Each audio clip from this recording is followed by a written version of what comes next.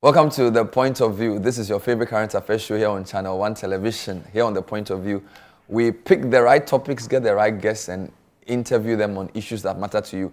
Well, the show tonight is a bit different. We're celebrating a legend, a man whose music told our story. Charles Kojo Fosu, aka Daddy Lumba, that icon of a Ghanaian musician, sadly died on Saturday, June 25. Tonight, we examine his legacy and celebrate him from three very unique angles. I speak to a colleague of mine who's a music producer and also a linguist of her own who understands and interprets the songs of Daddy Lumba. We also speak to musician M.anifest, who's a rapper who obviously has some good things to say about this legend.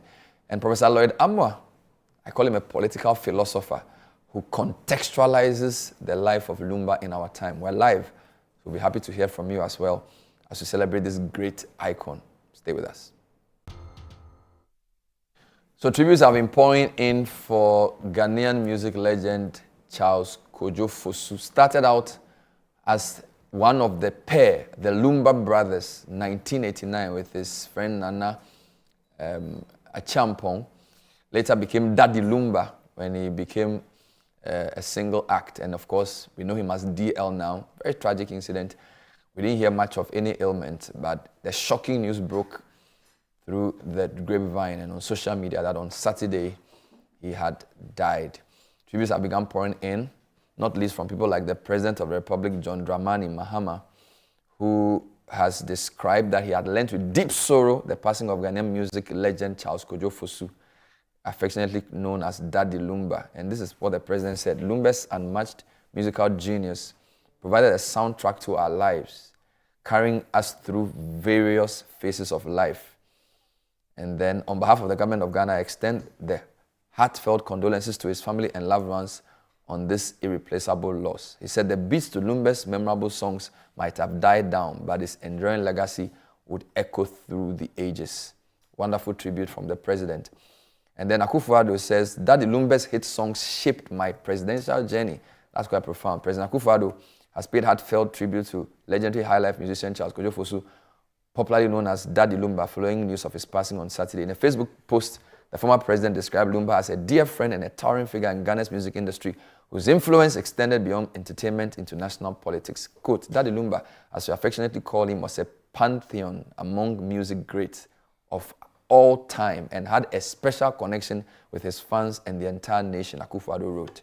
He highlighted the critical role Lumba's music played in his political life, especially during his presidential campaign, describing the late musician as, quote, his songs as lasting contributions to my presidential journey, unquote. These songs will forever be etched in the annals of the political campaign of the MPP, he added. The former president extended his condolences to the family and fans of the late icon, praying may he peacefully rest in the bosom of the Almighty until the last day of the resurrection, when we shall meet again. More tributes have come in. We have, for example, Nane Champong, who says he's finding it difficult to come to terms with the death of his friend.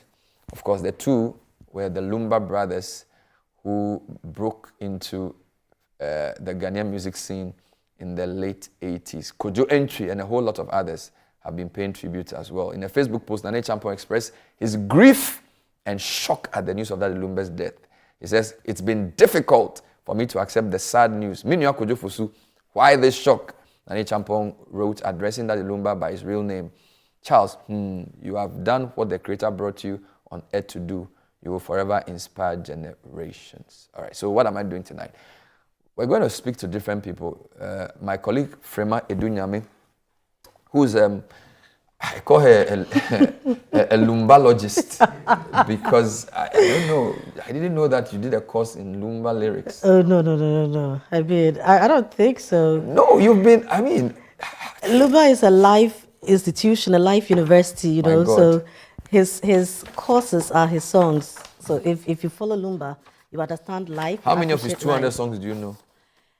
I have not put a number to Lumba songs that I know, but quite a number. He did 33 albums. Yeah. We have a list of some. I'm just going to do something very quickly, just for the sake of the moment. We have my colleague Elvis Dakun. He did a very good article on his page right, where he listed almost all the songs of Daddy Lumba. Right. And I think it would be good to at least run through some. Of course. Before we even listen to the song. So he put this article up on Saturday, see the list of about 200 songs that Lumba released. And what Elvis did, which was nice, was that he took us through the years. Okay. So for example, first album, Yeah Can Quentiomu, 1989 with Nane Champon. Yeah, yeah. Right. And then some of the songs, of course, Yeah Can Quentiomu, Odofache, Enkonjami, Yenkantam, Abansanka, Ubeko Unko. Yeah. Abansanka. I'll see how many of these songs I can sing, of course. That Lumba then came out with his second album titled Obi Ate Misobo, 1990. Yeah. So those of you who watched the 1990 World Cup, Obi Ate Misobo, she and she hey,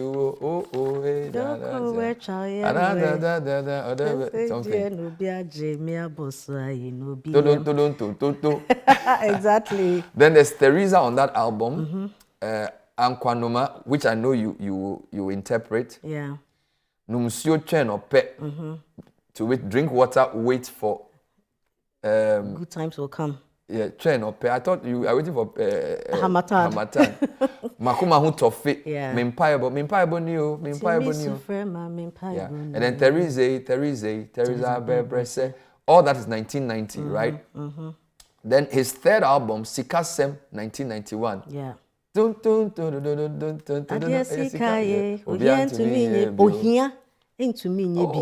Exactly. Yeah. So this was Lumba alone. Lumba. And then Ayodonti. So the Kojo is talking to himself. You know, that's Lumba. I mean, he sings about himself. Right. He loves himself. He uses himself a lot, you know, and he shares a story. Okay. And you hear him talk about his mother. You hear him talk about where he comes from. So most of the times you hear Kone or Comfort, you hear Amasa, you hear Kwejo Fosu, you hear Charles Kwejo Fosu, you hear Daddy Lumba, you hear Nsuta Neba. You hear, so all these things describe who he is, and he loves to talk about himself. So we have Sikasem on that album, Ayodonti, Made in Ghana, Yemfa Odo, Sewo Tamia, and Ahinche. His fourth album was 92. I always use football to remember 92 because that was Barcelona. Yeah, 92. Black Meteors, Ohiasem, Playboy, Min Saida. Yeah. You know that one? Min Saida, yes. So Min Saida is one that he talks about the advice his mother gave him. Okay. And so Min Saida, for me, in looking at the whole piece, you know, when you live in a compound house, okay, so Lumba has different sides. Okay. Lumba, the gospel artist. Okay. Lumba, the lover boy. Okay. Lumba, the casting insinuations. Okay. Lumba, the litigant. Okay. Lumba, the campaign song guy. Okay. You know, so Men Saida is he trying to tell us the disciplines that his mother instilled in him. Okay. And for that reason, he really doesn't care about what you care about him. So at some point, he also talks about love in the same song. Can I listen to a bit of it? Guys, can you give me a hint of that? Men Saida. Yes. Yeah. I'll come back to the ones you wanted to interpret, but I felt like if they have the Men Saida, just drop it for us to hear. Right. Of course, on that same album. Okay, so this is the wow. This is Tokrom album. This is much later. Yes. This is much later. Yes, okay, this is Tokrom album. So do you have Men Saida, guys? Otherwise, can I go on? All right. Yeah. Okay. Lyrical Lumba. So this is the remix. This is the remix? Yes. Okay.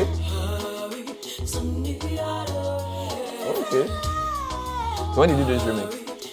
So he did this, I think, sometime, maybe around 2000, you know. Much later with Apietus. I thought you wanted to play the first one earlier. The original one is there. So this came much later.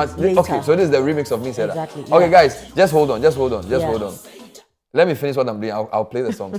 Odobe Manamewu is on the same album. Odobe Manamewu, okay. Yeah. And then in Chen Wone Afe. In Chen Wone Afe, yeah. And then something called Munsumame. Munsumame.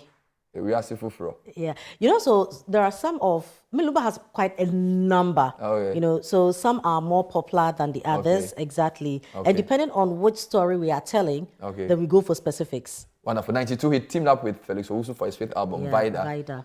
And then there were a couple of songs, Vida and Mmefa and Kunjaime. 93, 6th album, Bibi Jijo. Yeah. So this is a typical compound house. So this is the Ekutia. Exactly. Obi ajimi sa fami she dimi wa gbanda be bibi jejo. Obi afami she adimi ho agro, you know. Okay. Obi afami she dimi wa agro so abana be bibi jejo. Exactly. So you probably thought that leaving me, I was going to die, something was going to happen to me. Okay. But Bibi Jejo, you know. Some people insinuated that was his reaction to Nane Champon, who sang Ankebede Nayo. So some people sort of did that. You know, so there have been times that people felt Lumba's song was a response to Nane Champon, Lumba's song was a response to Uforian Ponsa. Okay. So for instance, his song Asantenkai. Okay. Asante didin so Asantenkai, or therefore yinebo afwa ma. You know, yeah, friend no brego. So he goes on to say that enima ye jidi sikano, enye no ane ditua. When somebody is coming for loan, he will change his face. When the face he comes with a loan. So he was saying that somebody has repaid him. You know, so it's probably, so people have interpreted it to mean that he helped Oferian Ponsa, you know, but later. But when I spoke with Oferian Ponsa on Upside Down, he said there's no issue. He doesn't think it was about him. You know how people interpret songs. And Lumba will never come out to say anything. So he always leaves it to his fans to interpret it and use it the best way suitable. Wow. So there was 93 Bibi Jijo, Makramo, which you say is very prophetic. Very, pretty much. I mean, if you listen to Makramo, you know, it talks more of death and the challenges, and if one day I'm no longer available, I'm not around, you know, what you should do. You know, because and all that. But I don't think it's, I mean, I've read on social media people thinking that, oh, Lumba was prophesying, you know. That song is a very old one. So this is a song he sang. And if you pay attention to Lumba's songs, he has quite a number of songs that you probably might also think that it is your song. I get it. So if you play it at every funeral, it will make a lot of sense. I get it. Exactly. I'll come to 95, then I'll talk to my other guests, but I'll let you do interpretation of one song before I talk to M.anifest and Lloyd Amma, who I know are listening patiently. Still in the 93 album, Bibi Jijo, we had Enye Nyame Din Tijai Su, and then Me Dream Me Hu, and then Me Pese Wasem, Me Pe Wasem Bebre, Me Pe Wasem Bebre. Wonderful. Now, the song that I wanted you to help me interpret was Ankwanoma, because you said it was a very typical hustler's anthem. Yes. A lot of people didn't know that he was singing for that crowd, those of us who don't understand tree. Right. So guys, if you have Ankwanoma, if you can drop it for me, from how explain it to me, then I'll speak to. Yeah. All right. Look at the cassette. It's called Michael Jackson form.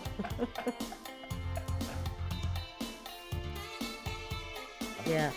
All right. All right. At least Odonti, Obiatimisobo. At least the very best. Okay. So this is let the song play a bit, and then you can help me understand it. Can you hear?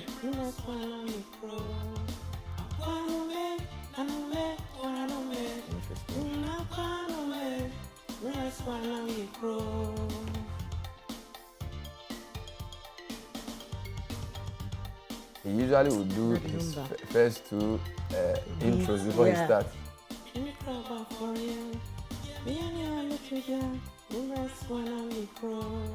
Wow.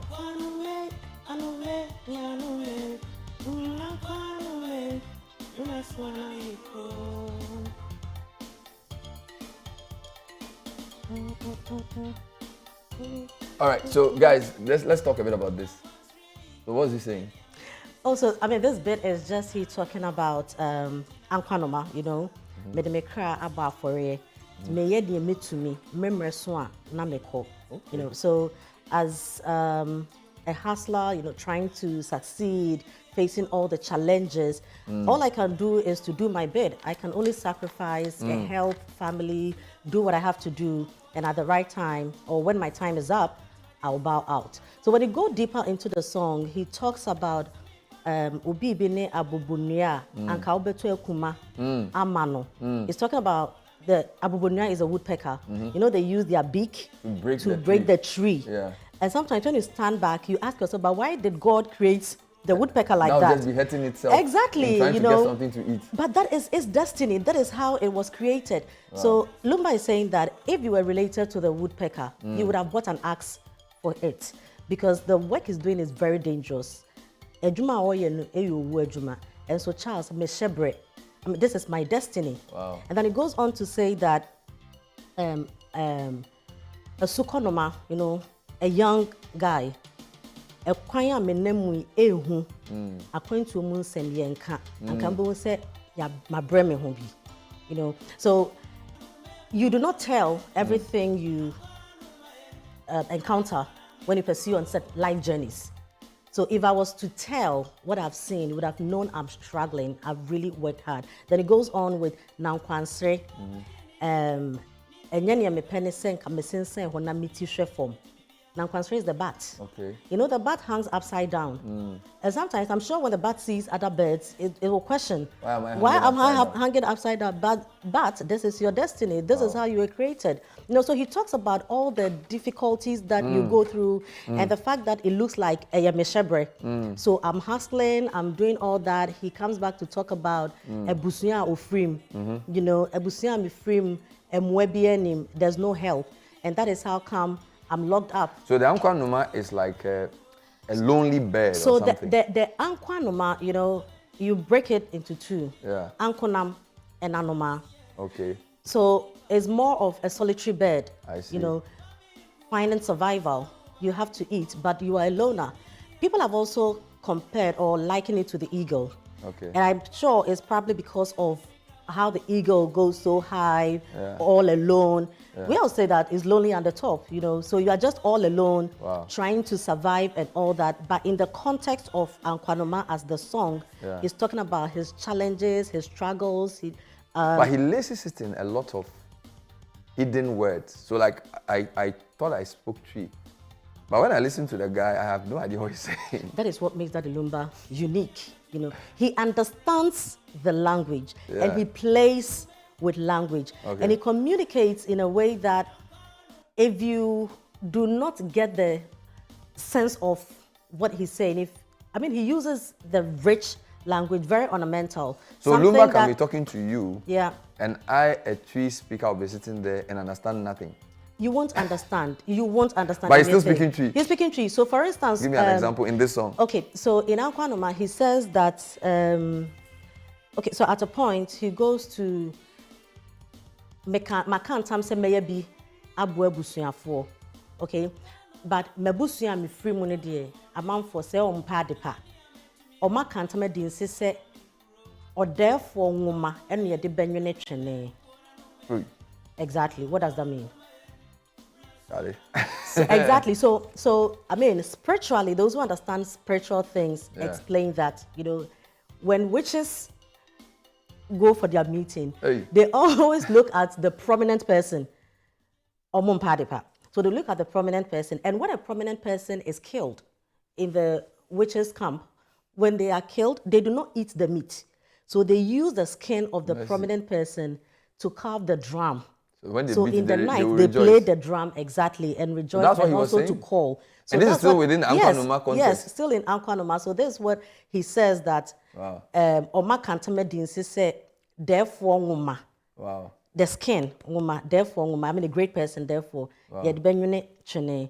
And he also goes on to talk about the fact that nipa ebeji ni din, nipa mepe nyinche.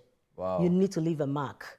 Today we sit here, we are all talking about the fact that you live, your impact, the legacy that you are living. Today we sit here to talk about Daddy Lumba. He's left a legacy. But in that same Ankwanoma, at the latter part, he also talks about the fact that he attended Ike Nyaku's funeral, and then Nana Mpedu dance for Nana Mpedu is his witness. So when he saw the way people were crying, you know, for the man and Utmusa Wabobra, so he also told himself that Odibetu Nehofo. Wow. I mean, I need to work so that all one of that day, is in this song? yes, one day if I'm not here, people would also hail me. People will call my name and all the good things. And that is when he goes on to talk about Charles Alenjima. All in this song? Ghana Video City. Exactly. Amazing. Yeah. So this is Daddy Lumba for you. In a space of about 4 minutes or 5 minutes, he tells a whole life story, you know. And that's incredible. And this is a piece that those who traveled back then to to find ends meet, they can resonate very well with this. So he spoke for them, because almost all of them, you would hear stories like, I sent money back home for properties to be done for me. I came back, there was nothing. Wow. Some can't even come home because they've sold family property to take you abroad. Why are you coming back? You know. Let me pause on the interpretations and speak to Professor Lloyd Amwa briefly. He penned a very thought-provoking tribute to Daddy Lumba, and he described Lumba in about 9 words. He says he's an icon, he's a legend, master musician, hit maker, serial award winner, poet, philosopher, trendsetter, crooner, balladeer, and patriot. Prof. Lloyd Amwa, good evening. Thanks for joining the show. Yeah, thank you, Bernard. Happy to be with you. My God. Look, Frema is taking me through a Lumba school, but for you, a very well erudite Ekwapim man, I'm sure you appreciate Lumba's music in the depth that he presented it, right? So that in describing him, in the words you chose, what made Lumba special in your view? Well, I mean, it was the 1980s. You know, I came of age in the 1980s.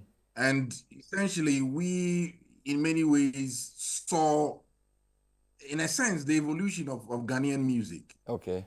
High life had been the dominant form, you know, in the 70s. And then in the 80s, all of a sudden, this, you know, Bugger high life essentially popped up. And it was Eko Tibrofo, through the, you know, fantastic mind and creativity of George Daku, also an Ekwapim man, who literally invented that genre. And Eko Tibrofo was in a sense the anthem of Bugger High Life. But we have to situate the emergence of Bugger High Life, as Frema noted rightly, within the context of what had happened in the 1980s. Okay. Jerry Rawlings had taken power. Ghana was caught in the throes of trying to deal with its economic realities. And so we went to the World Bank and IMF, the SAP, ERP, and that in many ways tightened the noose around, you know, life in Ghana, Accra, and the other cities. Now, the effect, which in many ways was also a reflection of what had happened in the 70s under Champon, Ignatius, was that many Ghanaians left Ghana in search of, you know, a better life. And the creatives also left, because by the 1980s under Rawlings, curfew, there was a few, you know, and I remember as a growing up boy, the ways in which you had to rush back to the house by 6 and all of that. The effect was that it fundamentally crashed nightlife. And so the creatives, especially the musicians, could not do their gigs and the rest of them. So they left, you know, but many of them went to Germany, especially on account of the quite liberal immigration policy. And that is where, you know, George Daku, Lumba, and the rest of them, essentially they surged. But that coincided with the whole electronic boom in music production and the rest of them. And then they created Bugger High Life. And then Lumba, after the George Daku era, pops up in the 90s. So in a sense, he was the heir of the Bugger move. And what is unique and interesting, I think, for me, is that while George Daku, Lidodu, and the rest of them, Charles in Amwa. a sense, by the time we got to Charles Amwa, G-Man, and the rest of them, kind of G-Man, the problems he went into. But the rest of them, by the 90s, they had kind of pulled back a bit, right? But, Daddy Lumba emerged and then continued. And he actually never stopped till he kind of passed, So he remained relevant. And in a sense, even at a point, it was hard to say. Maybe M.anifest, who is more of the technical man, would tell us whether he was actually doing Bugger High Life or I don't know what it is that he was doing as we got into the 2000s and the rest of them. So here is a guy, his discography is completely mind-boggling. 22 albums. I mean, and that is why, in a sense, he remained fresh. He continued to, engage, even new acts who are establishing themselves and will also go down in history, like M.anifest and Sarkodie, Reggie Rockstone, and the rest of them. He continued to engage them, work with them, produced or nurtured others, and that's Daddy Lumba. So from what Frema explained to me in the morning, it seems as if Lumba did Bugger High Life from 89 to around 97ish. Then he had some sort of personal problem and did some gospel. Then when he finished the gospel, he did a new album called Back for Good. That's when he began to do the more contemporary beats. So the Abin Wahan 98 was the reinvention of Lumba. So after he's born again, so his Mesum Jesus was how he ended his Bugger High life. And then Abin Wahan was because Abin Wahan became, like the beat that Abin Wahan was more contemporary. Maybe let me ask M.anifest what he thinks, because M.anifest, you're a musician. And I know you listen a lot to musicians. It seems to me as if there was a certain re-emergence of the guy in the late 90s. So let me welcome you first to the show before I even go straight to the question. M.anifest, good evening. Welcome to the show. Good evening. Yes. No, good to have you. As a fellow musician, I'm sure his death hits you in a different way because the man is no longer here, but his songs are still speaking. So for you, the musicians, it's a different conversation. But we're basically trying to see the man's evolution. And it seems to me as if he's reinvented himself many times. I don't know whether that's also part of your own reflection on his life. Well, first of all, condolences to his family. And it's a great loss. But of course, from everything that's being said today, it's a celebration of all the incredible gifts that he shared with the world. But I guess to answer the question directly, I don't say it lightly when I say he's a one-on-one. There are very few musicians in life who manage to transcend genre, right? They might begin somewhere, but they manage to transcend genre. And I think with almost 4 decades of work, at least three plus decades, Lumba literally transcended genre. So it became more Daddy Lumba. So yes, you can associate him with Bugger High Life, different versions of High Life. He was prolific. He was relevant through different eras. But just like a Sade or other people, at some point they become beyond genre. They transcend it. So Sade will start from lavish rock, etc. But they start embodying things larger than life. The legend and the output, it starts to transcend genre, and that's exactly what Lumba was, right? So you can look at the origins of Bugger High Life, wonderful, but by the time he left us, and after over 30 years of musical output, his extraordinary creative intelligence, the ability to do this kind of very asante high life on these electronic funk beats. When you hear any of those beats by themselves, you will not be immediately inspired to storytell, or you do this kind of singing that he did on them. So that's already innovation, being able to smash these worlds together. And I think throughout his career, he was able to do that without ever having to chase a trend, but still being aware of what's going on. The other day, my friend Mali was one of the songs he loves is not even like it's like a Lumba feature where he comes at the end. The one I think with the Borax guy, Asio or something of the sort. Yeah. But even in different eras where different beats were emerging, Lumba still appeared as himself, And so in the last 2 decades, there's still there's still like there's still so many things in different eras. So it becomes a Daddy Lumba sound, right? Which is, as Frema, I think, articulated so eloquently. It's like he's like different. He changes the zeitgeist. There's different Lumbas there. Ekutia Lumba. There's a this Lumba when he's singing Bubra or when he's singing different things.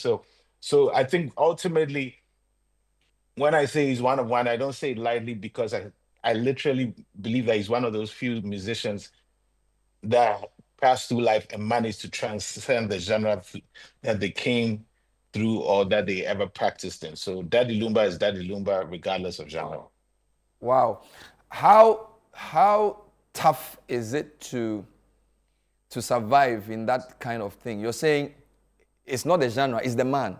So whatever Lumba touches is what Lumba is. So he cannot be limited. Are there any other musicians from Ghana you can put in that bracket if I were to press you? Well, it might be an unfair comparison because everybody has different gifts. And it would be a tough thing to say from the top of my head. I think that's what is another thing that makes it special. Other musicians have been also very successful, Kojo, etc., for decades as well. But there's something about Lumba through different eras that that is not him chasing relevance, it's him reappearing and being relevant without trying, because what his music spoke about, the content, as Fremont was describing, it's incredible. Look, there were Lumba songs that we used to hear when we were children, Bernard, that while you were going through the list, I'm like, I can remember the instrumental part, the boom, boom, boom, boom, boom, boom, boom, or men say that the guitar, dun, dun, dun, like, you can remember all these things exquisitely because the combination of what he was speaking about and what he chose as the canvas to paint on just gave it a certain kind of special. So even though there were peers that did similar things, there's so much in the Lumba lore in terms of sound, in terms of content, that is just, it's kind of everlasting in its own way. So it's difficult to pigeonhole it. Yeah. But as a lyricist, how because I know that when I listen to your songs, you take... Okay, Lloyd, you want to come in before I continue with this?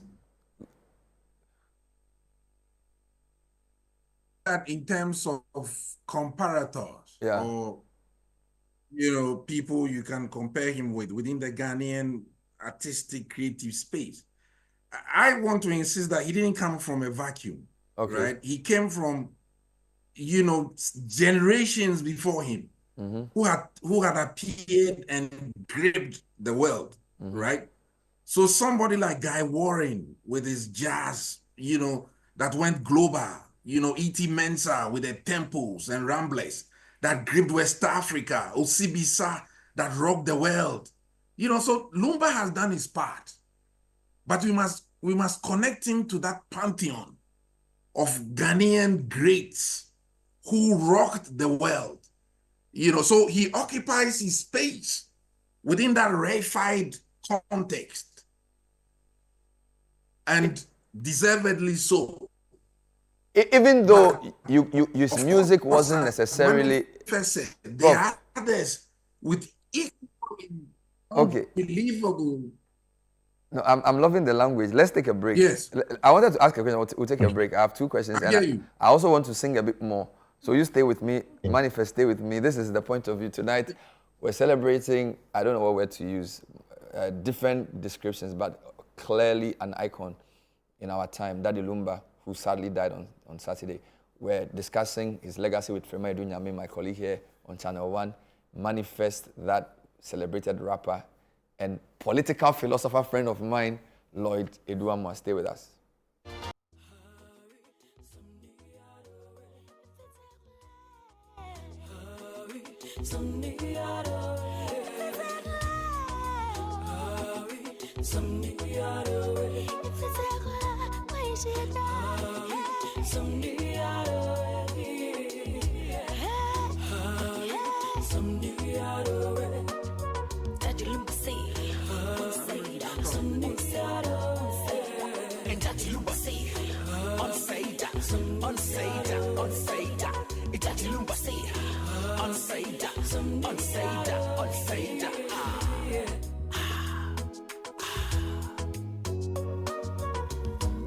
Mami sini bakwejo dream of itanantio kwedofosu Frisadio nipeko bia nivyasimo and once wana ojo mi bakwejo Timimpe obia bonito tadilumbe Timimpe obia bonito kwedofosu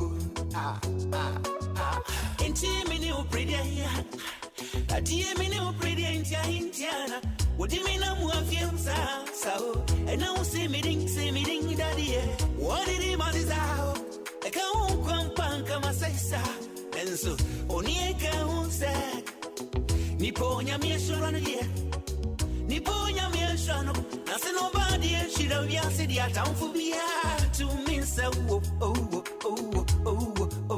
ain't me say don't me see wow Unyaminti me say don't my brother mo Unyamini me say do The great Charles Kojo Fosu Daddy Lumba with a song that Frema chose for tonight, Min Saida. But this is like a remix, right? Yeah, this is a remix. Why did you choose this one? You know, so for Min Saida, I think that everything we've been said tonight, you know, is in the song.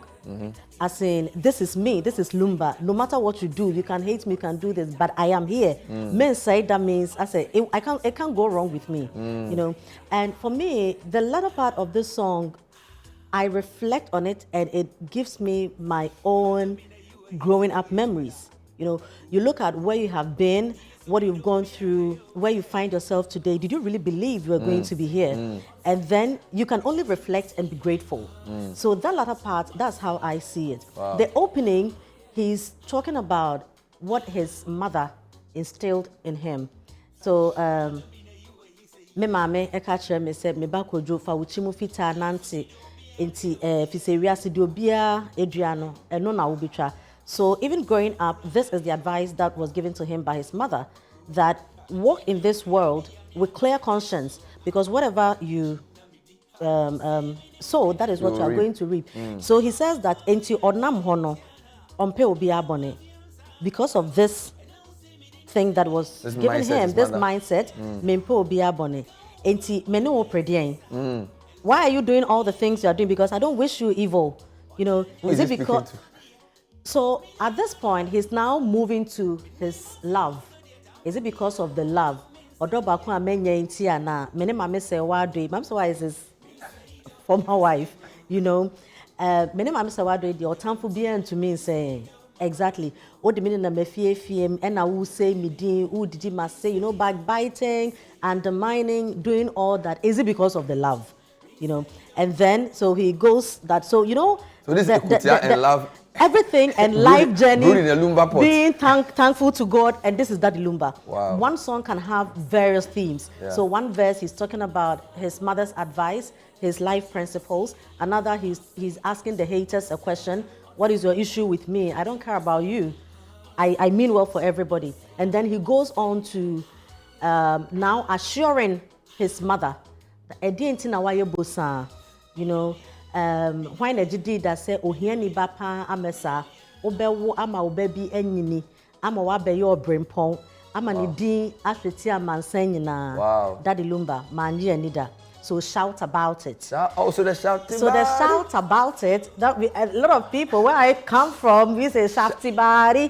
You know, so we're not shafty body. We are shouting. Shout about it. Exactly. So where we have come from, we are only grateful. So let's shout about it. Amazing. Exactly. The song that many people will remember him for, of course, 98 was the Abenwaha. Yes. Which became very controversial. I remember there was even a GBC presenter who said the song should be banned or something. Yes, because, you know, that Lumba is very daring. Yeah. So sometimes he throws the song at you and enjoy it. And the interesting thing is, we love it, but we weren't too ready for that level of explicit. This is a song.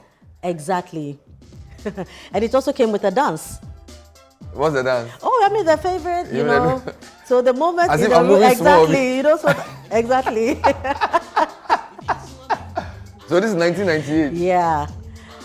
So I call this one the new Lumba, because after his gospel interregnum, he started doing this type of thing. He went all out, because I'm sure at that point he realized that life is too short.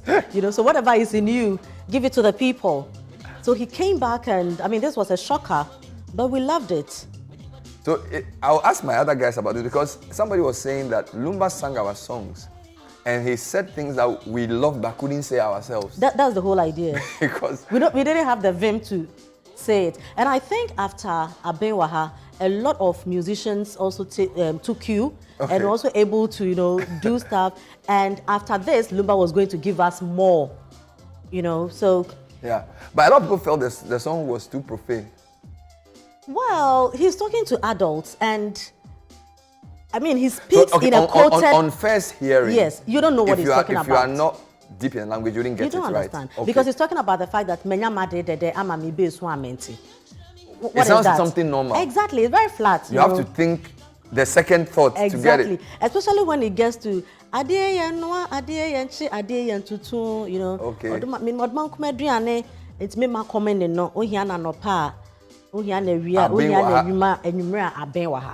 You know, so we don't need to cook a lot of people anything. didn't understand, but they just said it was bad, so they said it was a bad song. What I mean, what?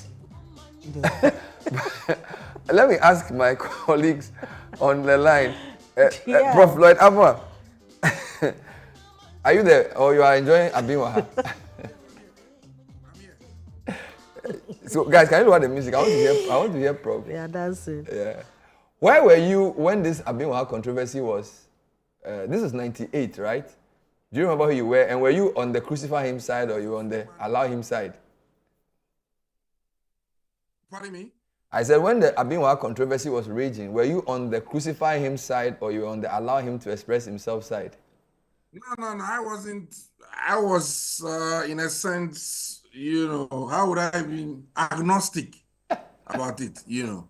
But basically, I was not surprised, because if you look at Ghanaian musical history, these things have always been there. I mean, there was Moses Abba. I think that was A.B. Krensel. Yeah. You know, you had Maunanso. I mean, as I was growing up, these things, the musicians have always pushed the envelope.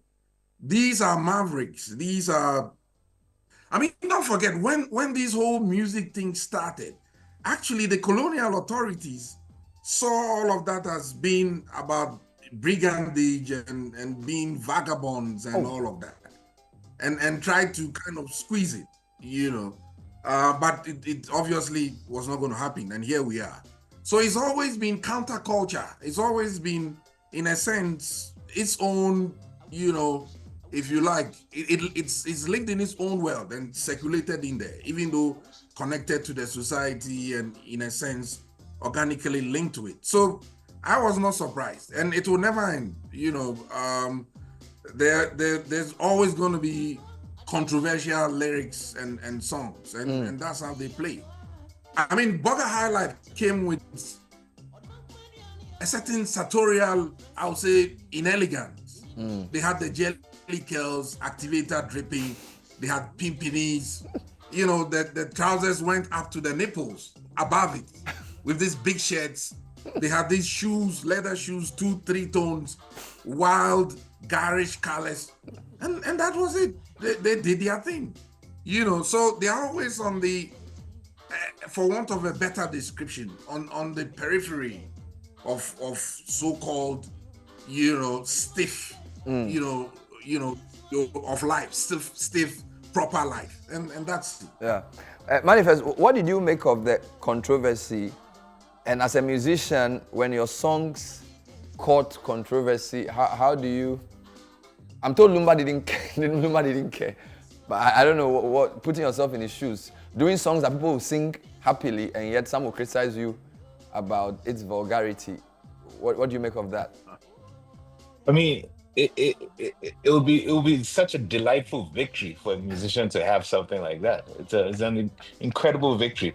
I mean, Lumba is a master of the double entendre, so it wasn't just that. I've been with Dr. Panier, like master of the double entendre, like he's good at it.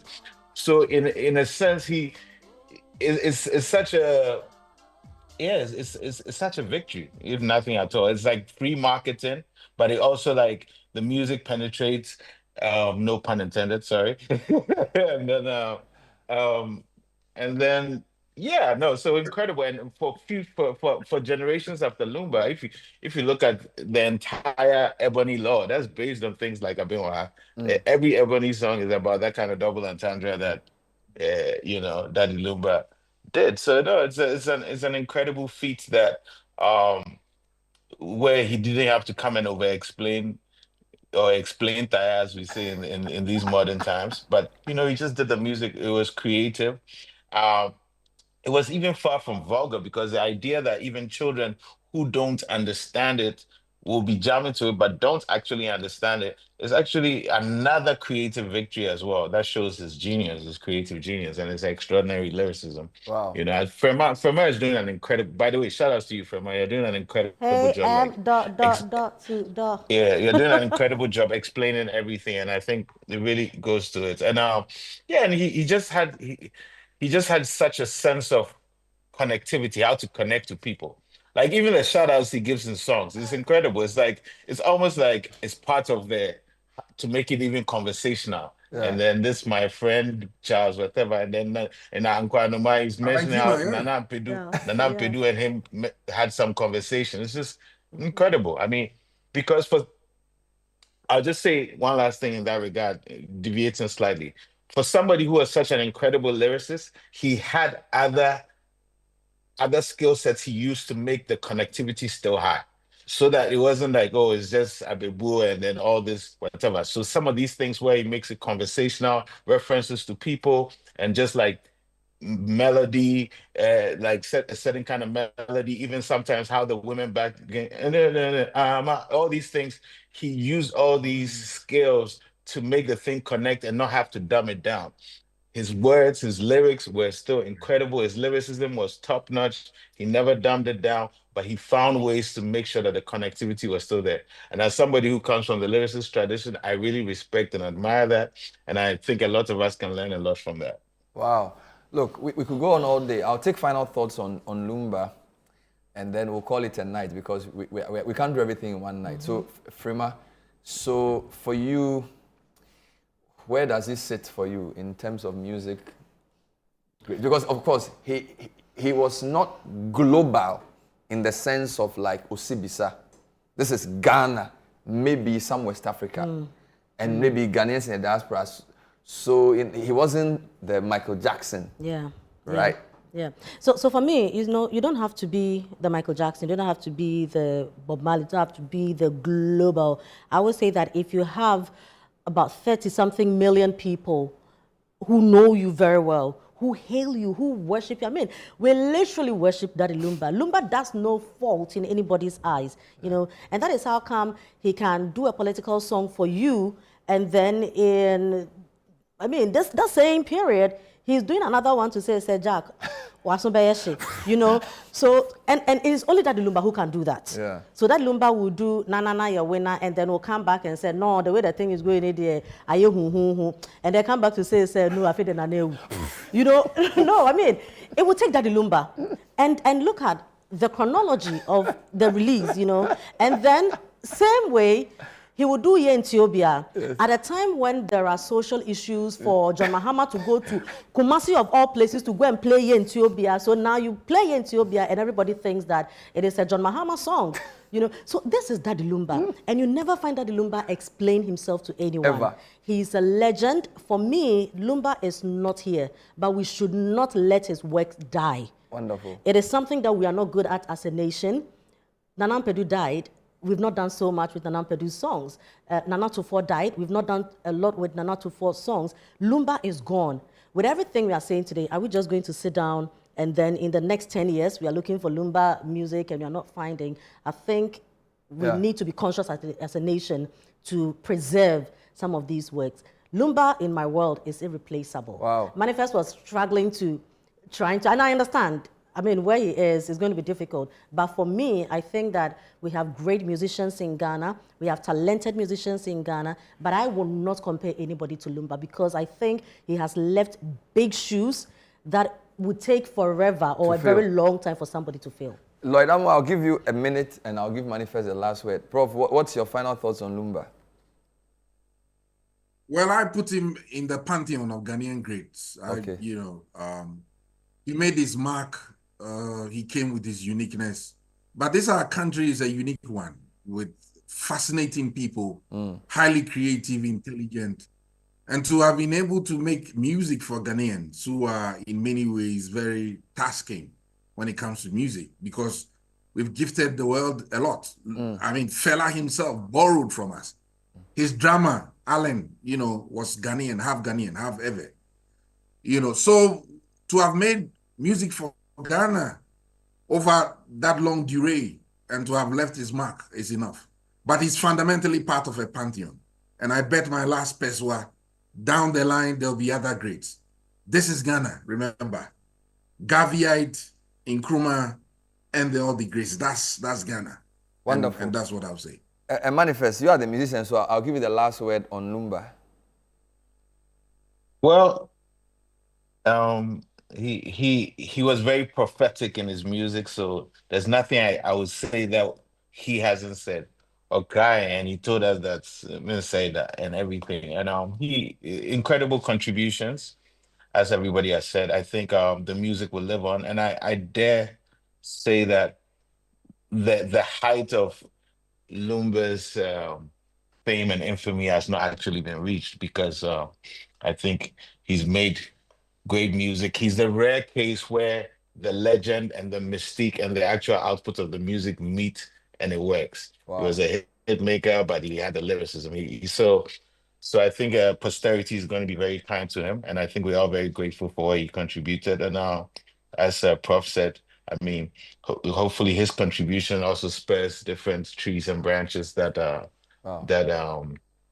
his DNA will not leave us anytime soon. Yes. Thank you, M.anifest. Thank you, Professor Adama. Thank you, Frema. And as I'll say, Makramo, this is a song Lumba sang.